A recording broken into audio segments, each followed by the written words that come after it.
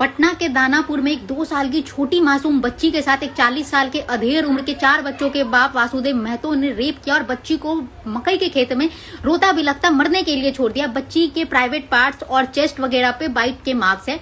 जो आरोपी है उसको खैर पकड़ लिया गया है और जो परिजन है वो डिमांड कर रहे हैं कि आरोपी को फांसी। अब मैं पूछना चाहती हूँ उन लोगों से जो ये कहते हैं कि रेप जो होता है वो लड़कियों के छोटे कपड़े पहनने के कारण होता है, जो लड़कियों के साथ सेक्सुअल असॉल्ट होता है उसकी जिम्मेदार लड़कियां खुद होती है। भैया ये 2 साल की बच्ची ने कौन से छोटे कपड़े पहन रखे थे? ये इसका कौन सा क्लीवेज दिख रहा था कि इसके साथ रेप हो गया? ऐसी कितनी ही बच्चियां हैं 6-6, 8-8 महीने की बच्चियों के साथ रेप हो जाता है। 8-8, 10-10 साल की बच्चियां वो कौन सा क्लीवेज दिखा रही होती हैं जो उनकी चिकनी टांगों पर दिल मचल जाता है इन दरिंदों का। नहीं, मेरा सरकार से भी सवाल है कि भैया तुमने आज तक चाइल्ड सेफ्टी के लिए, विमेन सेफ्टी के लिए कौन से कठोर कानून बना लिए? मतलब हमारा देश किसी चीज में विश्व गुरु हो ना हो लेकिन रेप के मामले में विश्व गुरु जरूर है। मतलब देश की राजधानी है दिल्ली, जिसको देश का रेप कैपिटल भी बोला जाता है, यहाँ पर महिलाएं सबसे ज्यादा असुरक्षित है। मतलब देश में विमेन सेफ्टी नील बट्टे सन्नाटा है। और मेरा सवाल सरकार और विपक्ष दोनों से है कि भैया तुम क्या कर रहे हो? जहां एक तरफ सरकार है जो वक्फ कानून पारित करने के लिए आधी रात को संसद खोल देती है, जहां एक तरफ विपक्ष है जो कास्ट सेंसस पे पिछले 1.5 साल से चिल्लम चिल्ली कर रहा है, संसद को मछली बाजार बना के रख दिया है,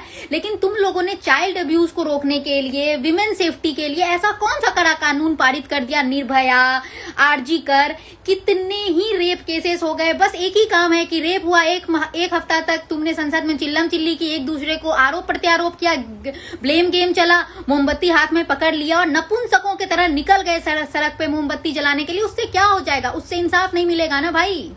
निर्भया के दोषियों को अभी कितने सालों बाद जाकर फांसी की सजा दिलवाई तुमने। तुम आज तक क्यों नहीं कोई कठोर कानून पारित कर पाए जिसको सुनकर ही रेप करने वालों की रूह कांप जाए, वो एक बार को सोचे कि नहीं ऐसा नहीं करना चाहिए। कोई कानून ही नहीं है हमारे देश में, कानून को मजाक बना दिया है तुम लोगों ने। रियलिटी यही है कि हमारे देश में विमेन सेफ्टी और चाइल्ड अब्यूज को रोकने के लिए ऐसा कोई कठोर कानून नहीं है जिसको सुनने के बाद जो ऐसे काम करने वाले घृणित लोग, बेहुदा लोग हैं, उनके मन में एक बार को तो ख्याल आए कि नहीं अगर हम ऐसा करते हैं तो हमारी जिंदगी जहन्नुम बन सकती है। उनको पता है ऐसा कुछ नहीं होगा, हमारा कानून मजाक है, मजाक। उनको पता है कि हम कुछ भी कर ले एक बार को या तो छूट जाएंगे या फिर सालों साल तक ट्रायल चलता रहेगा, जेल में पड़े रहेंगे, सरकार फ्री में खाना देगी तो चलो जी मन मचल रहा है तो जो मर्जी वो कर लेते, क्योंकि लड़कियां थोड़ी है, बच्चियां थोड़ी है, ये तो बस मांस का लोथरा है।